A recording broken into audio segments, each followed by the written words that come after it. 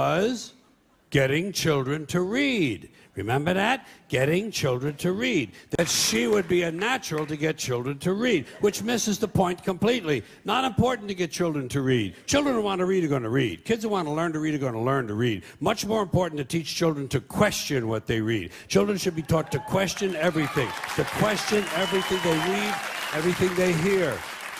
Children should be taught to question authority.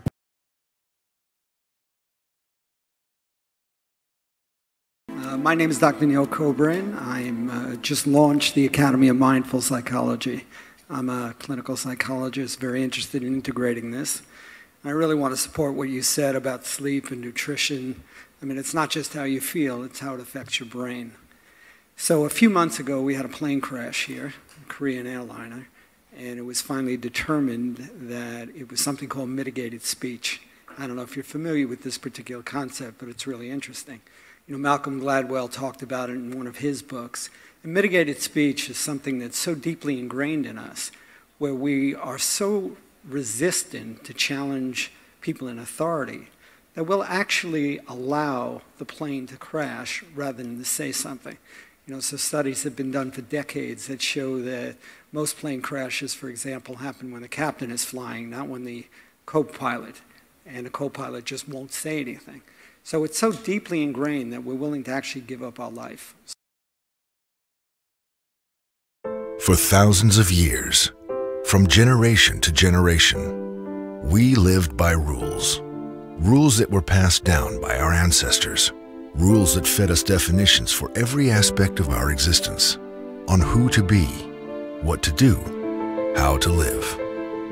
Rules on culture, on religion, on sexuality, on education, on gender, on family, on career, on identity. Some of these beliefs got better over time, but many of them do us more harm than good. They hold us back from our true potential, our true identity, our true self.